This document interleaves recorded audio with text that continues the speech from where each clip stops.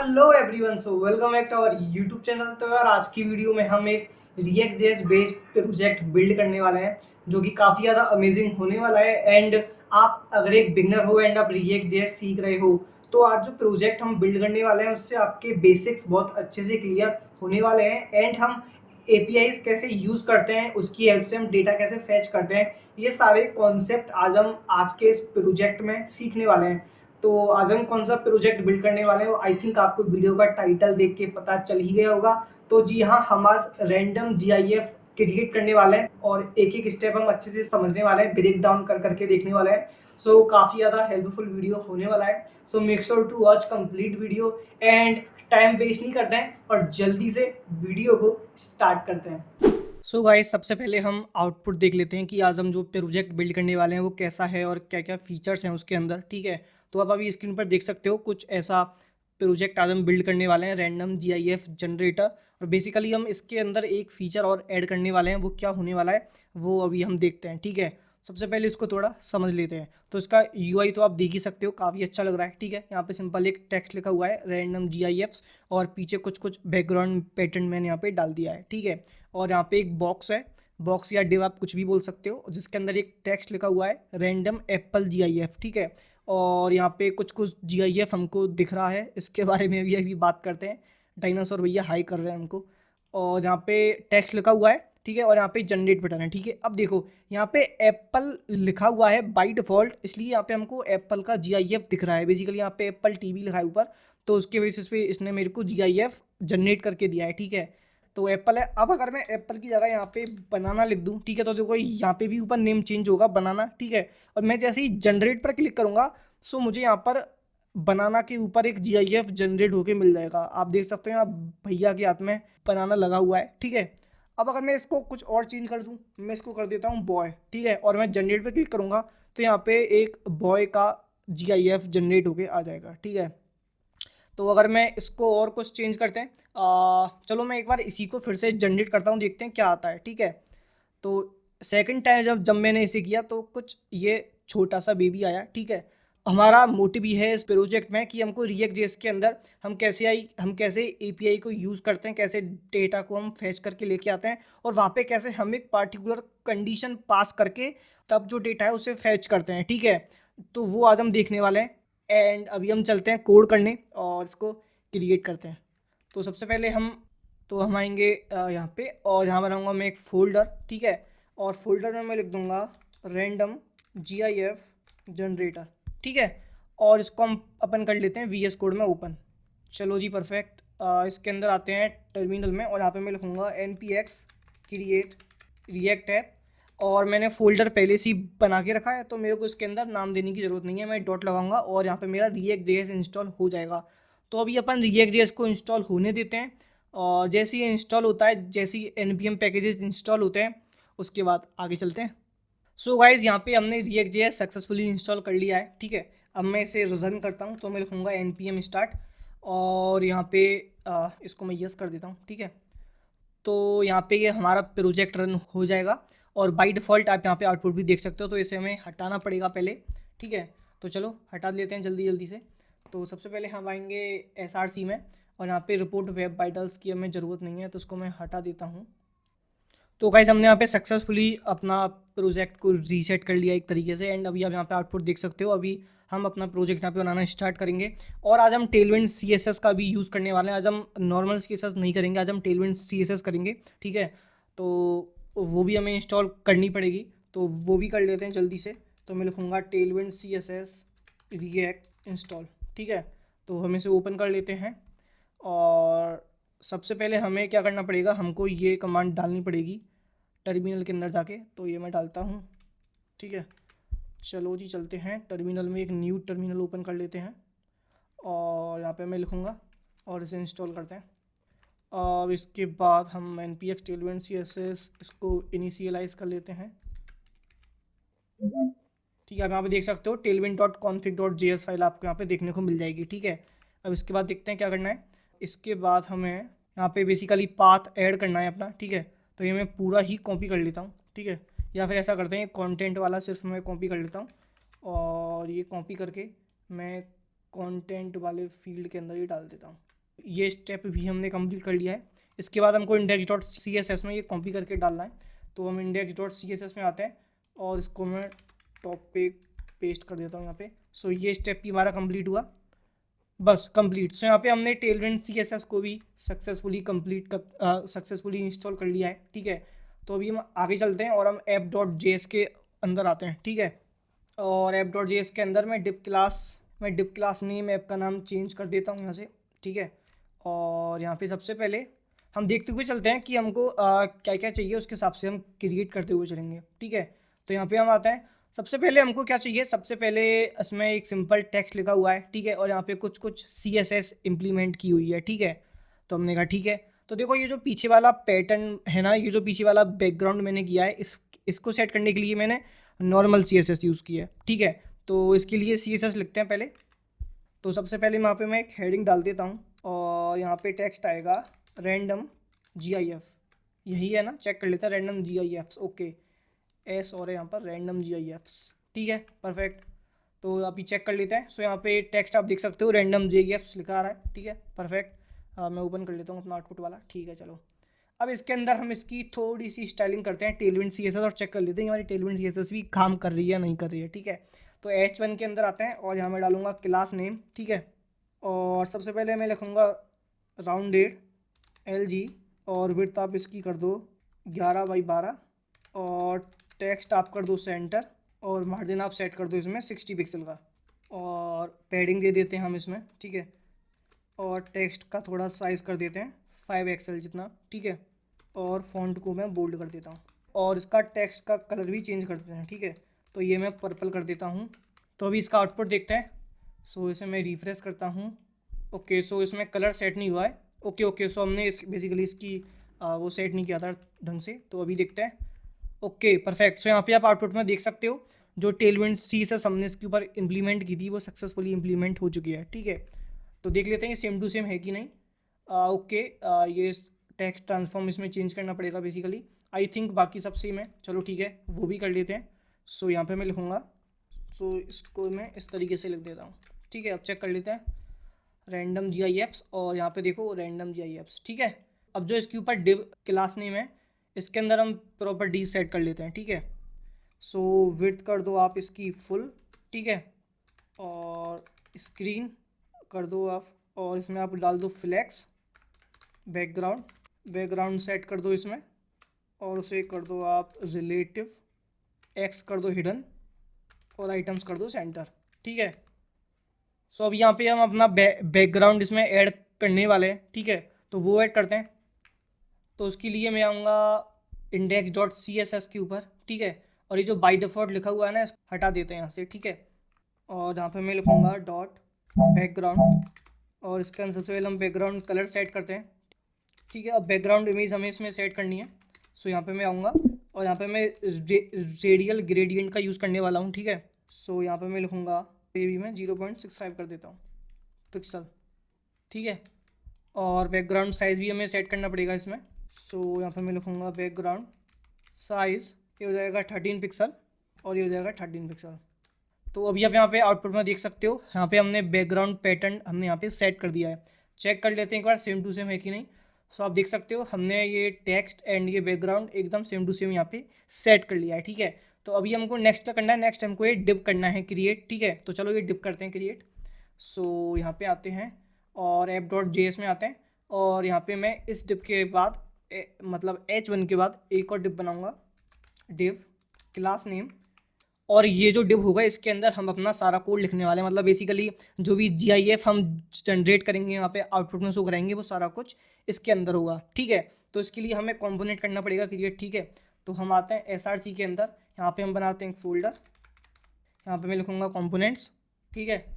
और इसके अंदर हम बनाएंगे spinner.js, ठीक है। और एक हम बनाएंगे tag.js। अब मैंने spinner.js क्यों बनाया है ये मैं आपको बताता हूँ। बिकॉज देखो यहाँ पे जब मैं कुछ भी टाइप करके मैं जनरेट पे क्लिक कर रहा हूँ तो यहाँ पे एक स्पिनर आ रहा है, ठीक है। ये देखो आपको दिखा स्पिनर, फिर से करता हूँ मैं, ये देखो ये स्पिनर आ रहा है। मतलब उस टाइम पे जब हमारा GIF सर्च हो रहा है, हमारा क्वेरी जारी है, फिर डेटा फैच होके आ रहा है, उस पार्टिकुलर टाइम में यहाँ पे एक स्पिनर स्पिन होगा। तो उससे हमें पता लग जाएगा कि डेटा हमारा अभी फैच होके आ रहा है, ठीक है। तो इसलिए हम यहाँ पे स्पिनर के अंदर उस चीज़ का कोड लिखने वाले हैं, ठीक है। चलो परफेक्ट। तो हमने यहाँ पे टैग डॉट जेएस कर लिया क्रिएट, और इसे हम RAFC करके कंपोनेंट में कन्वर्ट कर लेते हैं, ठीक है। ये हमने कन्वर्ट कर लिया है, इसे हम ऐप डॉट जेएस में इम्पोर्ट कर लेते हैं, ठीक है। और टैग को हम यहाँ पे यूज़ कर लेते हैं, ठीक है। तो टैग को हमने यहाँ पे यूज़ भी कर लिया है, ठीक है। तो अब हम आते हैं टैग डॉट जेएस के अंदर और इसके अंदर अपना कोड करना स्टार्ट करते हैं, ठीक है। तो यहाँ पे सबसे पहले हम एक काम करते हैं, ये जो बॉक्स है ना डिप का, ये बॉक्स कर लेते हैं क्रिएट, ठीक है। तो इसके लिए हमको ऐप डॉट जेएस में आना पड़ेगा, और यहाँ पे डिप की क्लास नेम के अंदर यहाँ पे मैं करूँगा इसे फ्लेक्स, और फ्लेक्स कॉलम आप इसे कर दो, विड्थ आप कर दो इसकी फुल, है ना। और आइटम्स आप कर दो इसमें सेंटर, और गैप इसमें आप वाई एक्सिस से कर दो, और मार्जिन कर दो आप इसमें 30 पिक्सल का। तो अभी हम चलते हैं टैग डॉट जेएस के ऊपर, ठीक है। तो हम यहाँ डिप के अंदर आते हैं, और डिप के अंदर मैं यहाँ पे सबसे पहले बनाऊँगा एक H1, और H1 के अंदर मैं क्लास नेम डाल देता हूँ, ठीक है। और H1 के अंदर हमको लिखना है रैंडम, और अभी वो जो बीच में नाम आएगा ना, वो हमारे टैग का नाम होगा, ठीक है। तो इसे अभी हम खाली छोड़ते हैं, जब हम यूज़ स्टेट का यूज़ करेंगे तब हम इसका तब हम यहाँ पे वो यूज़ करेंगे, ठीक है। तो अभी मैं सिंपल लिख देता हूँ GIFs, ठीक है। तो अभी हम आउटपुट देखते हैं। सो यहाँ पे आप टेक्स्ट देख सकते हो, ठीक है। सो अभी हम इसमें स्टाइलिंग करते हैं, ठीक है।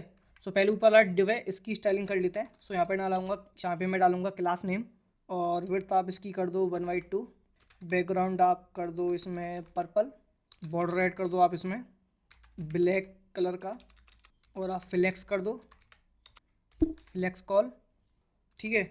और आइटम्स आप कर दो इसमें सेंटर, और गैप आप कर दो वाई एक्सेस पे 5 का, और मार्जिन आप सेट कर दो इसमें। तो अभी देखते हैं। सो यहाँ पे आप देख सकते हो ये सेट हो चुका है, ठीक है। तो आगे चलते हैं और H1 के अंदर भी इसकी स्टाइलिंग करते हैं। तो MD सेट कर लेते हैं हम पहले, मार्जिन 15 पिक्सल का, ठीक है।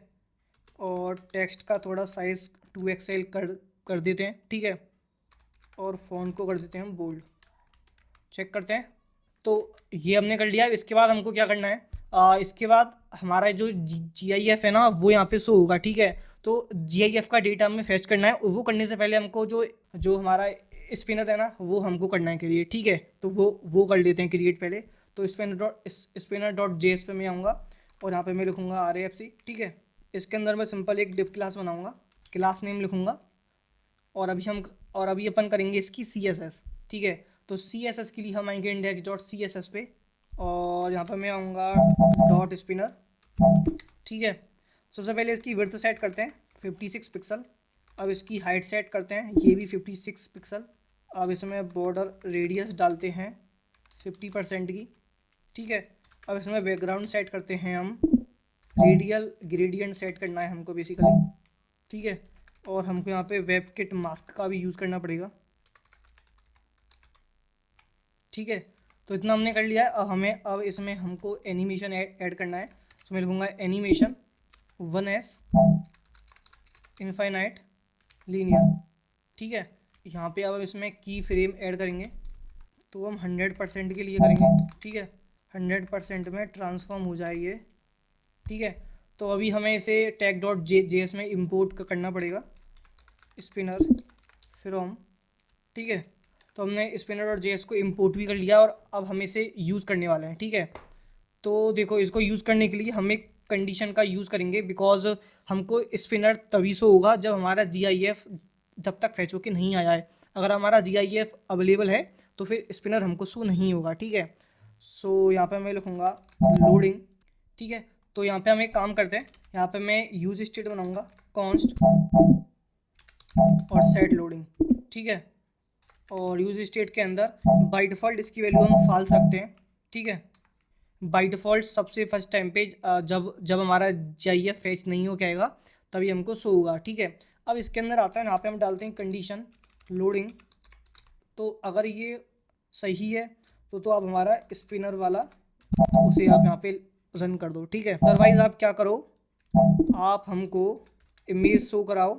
अब इसके अंदर क्या आएगा वो अभी हमको नहीं पता है, बिकॉज ये जो इमेजेस के अंदर हमारा GIF शो होगा, एंड अभी हमने GIF का डेटा फैच नहीं किया है, तो वो भी हमको नहीं पता है कि यहाँ पे हमको क्या शो कराना है, ठीक है।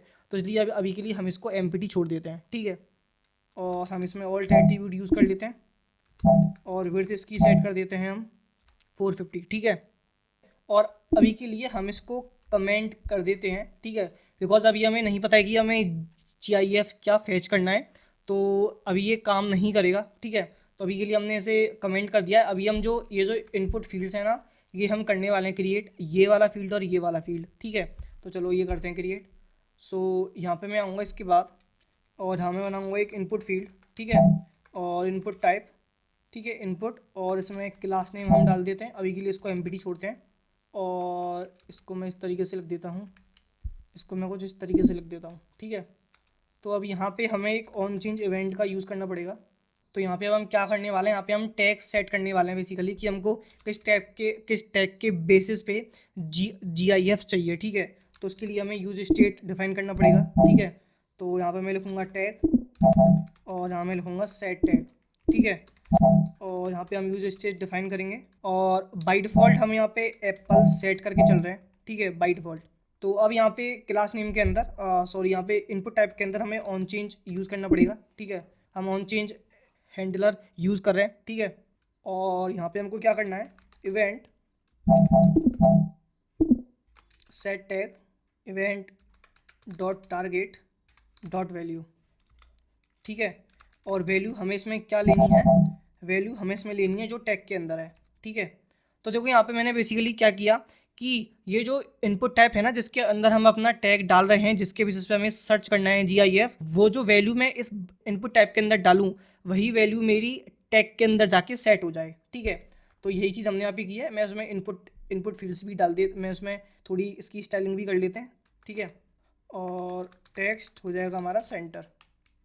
तो अभी इसका आउटपुट चेक करते हैं, ये अपना आउटपुट। सो अभी आप यहाँ पे आउटपुट में देख सकते हो, हमने यहाँ पे जो सर्च वाला टैग है वो कर लिया है क्रिएट, और यहाँ पे बाय डिफ़ॉल्ट एप्पल लिखा आ रहा है, ठीक है। यहाँ पे बाय डिफ़ॉल्ट एप्पल लिखा आ रहा है। मैं चाहूँ तो इसे मैं चेंज कर सकता हूँ, लेकिन बाय डिफ़ॉल्ट यहाँ पे हमेशा एप्पल ही लिखा आएगा, ठीक है।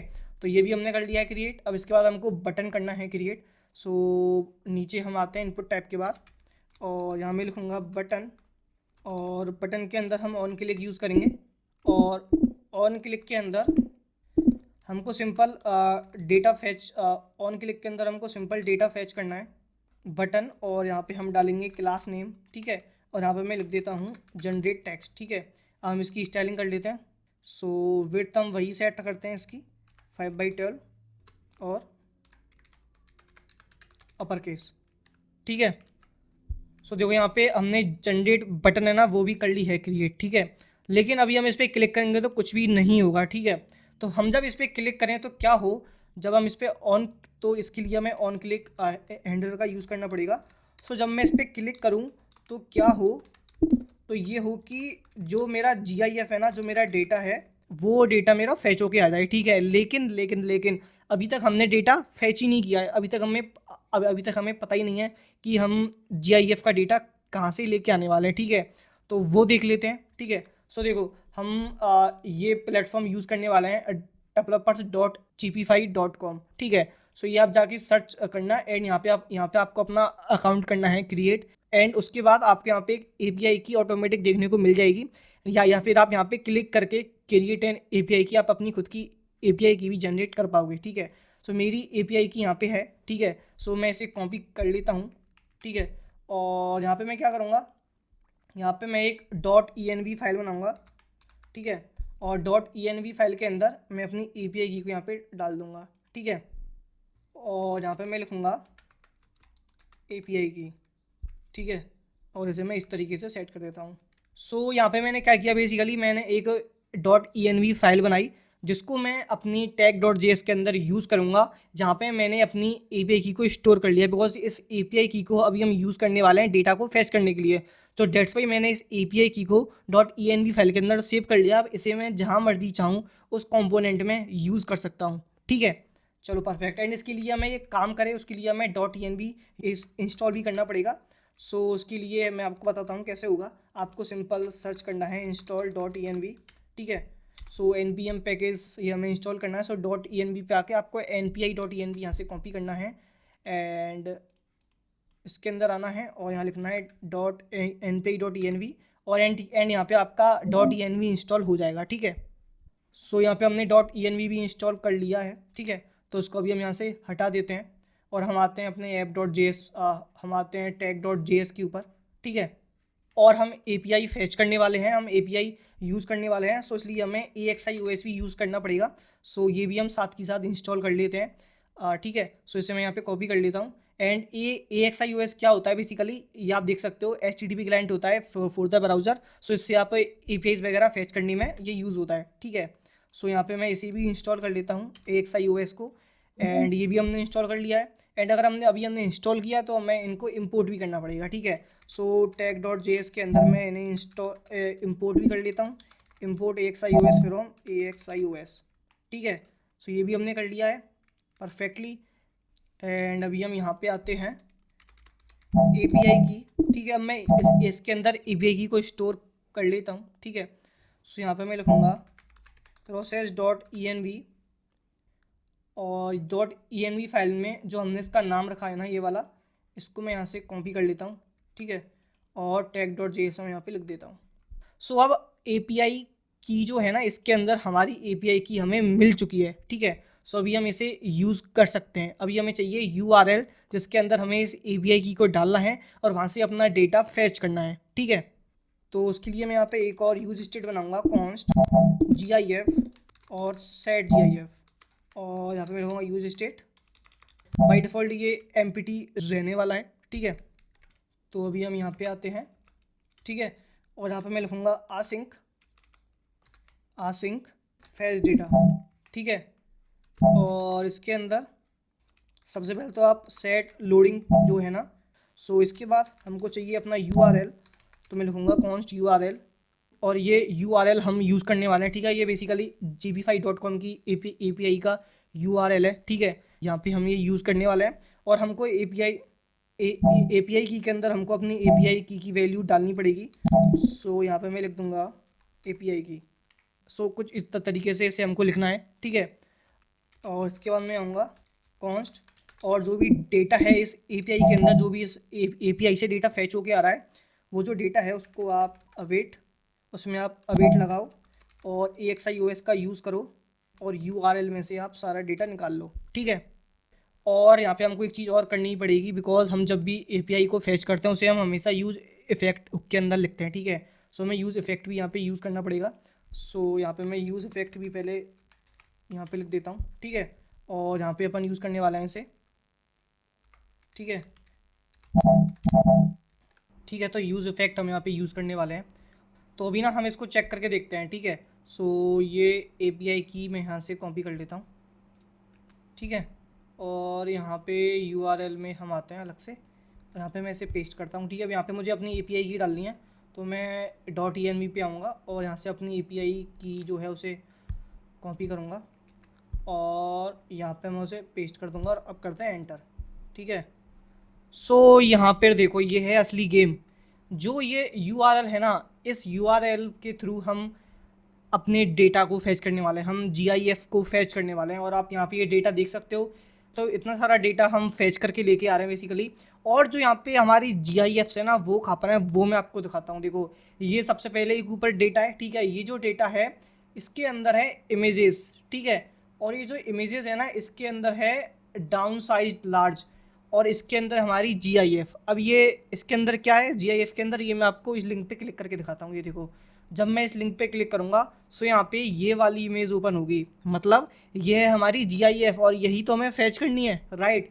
तो इसका मतलब अब हमें ये पता चल चुका है कि जो URL है वो हमारा सही से काम कर रहा है और वहाँ से हम डेटा फैच कर पा रहे हैं, और उसमें से भी हमें सिर्फ GIF ही फैच करना है। तो GIF हमको कैसे मिलेगा वो भी हमने यहाँ पे देख लिया है, वो कैसे मिलेगा वो देखते हैं, चलो। तो यहाँ पे देखो, सबसे ऊपर है डेटा, उसके अंदर डेटा, और उसके अंदर है इमेजेस, उसके अंदर जाके डाउन साइज्ड, और उसके अंदर जाके डाउन साइड्स, लार्ज, मीडियम, हमको जिस भी टाइप का GIF चाहिए बेसिकली वो हमको यहाँ पे डालना है, ठीक है।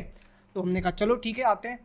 तो यहाँ पे हम आएंगे अपने कोड के अंदर tag.js में, और अब ना यहाँ पे एक कंडीशन है कि हमको रैंडम GIF तो चाहिए, लेकिन वो भी हमको जब हम अपना टैग डालें, हमको उस टैग के बेसिस पे ही सर्च होकर के आए, तो वही GIF हमको चाहिए, ठीक है। जैसे हमने एप्पल सर्च किया तो एप्पल से रिलेटेड GIF आए, कार सर्च किया तो कार से रिलेटेड आए, ठीक है। तो उसके लिए हमको यहाँ पे टैग भी डालना पड़ेगा इस URL के अंदर, ठीक है। और वो कैसे डालना है देखते हैं। सो यहाँ पे मैं लिखूँगा एंड टैग, ठीक है। तो ये कुछ इस तरीके से रहेगा, ठीक है। अब इसके अंदर हमको इमेज, कॉन्स्ट इमेज के अंदर अब हमें अपना अब इसके अंदर हमें वो पाथ लिखना है जहाँ पे हमें वो GIF मिल रहा था। वो कहाँ पे था, वो था हमारा डेटा, और उसके अंदर डेटा था, और उसके अंदर थी इमेजेस, और उसके अंदर था डाउनसाइज्ड लार्ज .url, ठीक है, यही था। तो अभी हमें क्या करना है इसके बाद, अब हमें सेट करना है GIF में इमेज को, लोडिंग हमें कर देनी है फॉल्स, क्योंकि अब हमें अपना GIF मिल चुका है। तो अब हमें वो जो स्पिनर है वो हमें नहीं चाहिए, वो वहाँ से हटा दो, ठीक है। हमने कहा ठीक है। और अब यहाँ पे हमको ये जो अब हमारा लोडिंग वाला था ना, जो हमने कमेंट आउट किया था, वो अब हमको यहाँ पे इनेबल करना है। और ये जो इमेज है इसके अंदर हमको डालना है GIF कि अगर हमारा लोडिंग वाला यूज़ इफेक्ट ऑन है तो हमको वो जो स्पिनर है वो दिखाओ, अगर वो नहीं है तो फिर हमको हमारा GIF दिखाओ, ठीक है। और जो GIF है उसकी विड्थ हमने रखी है 450, ठीक है। तो हमने कहा ठीक है। तो अभी आउटपुट देखते हैं। तो यहाँ पे अभी आप आउटपुट देख सकते हो, यहाँ पे हमको यहाँ पे हमको GIF दिखने लगा है, ठीक है। अभी हम इसे टेस्ट करके देखते हैं कि ये सही से काम कर रहा है कि नहीं कर रहा है, ठीक है। तो यहाँ पे अभी मैंने एप्पल लिखा हुआ है, तो हमको ये एप्पल आ रहा है, ठीक है। तो अभी मैं इसे चेंज करके बाइक करता हूँ, ठीक है। बाइक का देखते हैं। तो मैं जनरेट पे क्लिक करूँगा। सो यहाँ पे अब आप देख सकते हो, यहाँ पे मेरे को बाइक दिखने लग गई, ठीक है। तो इसी तरह से मैं अगर यहाँ पे कुछ और करते हैं, मैं यहाँ पे BMW करता हूँ, ठीक है। सो मैं BMW करूँगा। सो BMW में हमारे पास ये आया, लेकिन यहाँ पे आपने एक चीज़ देखी, यहाँ पे जो हमारा लोडर है ना वो नहीं आ रहा है, ठीक है। वो देखते हैं वो क्यों नहीं आ रहा है, ठीक है। तो एक बार फिर से चेक करते हैं, ठीक है। सो अभी एप्पल में हमको ये दिखाई दे रहा है। सो मैं यहाँ पे कुछ और सर्च करता हूँ, जैसे कि मैं सर्च करता हूँ मैंगो, ठीक है। और मैं जनरेट पे क्लिक करूँगा। ओके, सो अभी यहाँ पे हमें हमारा जो स्पिनर है वो हमको दिख रहा है, ठीक है। सो मैं एक बार फिर से रिफ्रेश करूँगा। सो ये देखो, ये हमको दिख रहा, और यहाँ पे हमारा ये भी आ रहा है। बट एक चीज़ है, ये GIF बहुत बेकार जनरेट करके दे रहा है हमको, कुछ भी सेम टू सेम नहीं है। जैसे मैं अगर कुछ ऐसा बताओ जो हमको ये सेम टू सेम दे पाए, जैसे कि जेरी सर्च करते हैं, ठीक है।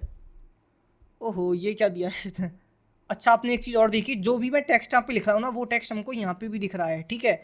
अगर मैं जैसे इसको हटा दूँ तो देखो ये भी ऊपर से हट जा रहा है ना। और यहाँ पे अगर मैं लिख देता हूँ फ़ोन, सो मेरे को यहाँ पे फ़ोन से रिलेटेड GIF आएगा, ठीक है। और यहाँ पे भी देखो फ़ोन लिखा आ रहा है ना।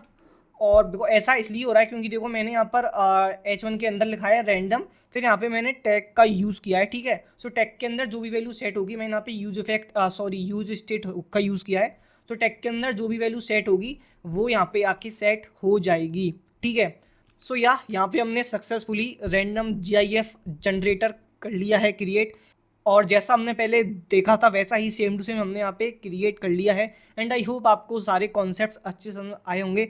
बेसिकली इसमें ऐसा कुछ था नहीं, बस इसमें हमको API कैसे फैच करनी है, कैसे डेटा लेके आना है, और कैसे उसे यूज़ करना है, और उसके अंदर कैसे हमें पार्टिकुलर एक टैग डालकर उसके बेसिस पे हमें GIF निकालना है, वो चीज़ हमने यहाँ इसमें देखी। That's all. आई होप आपको ये वीडियो ये लेक्चर काफ़ी अच्छे से समझ में आया होगा। एंड मिलते हैं आपसे नेक्स्ट वीडियो में। तब तक के लिए keep upgrading our skills. Thank you.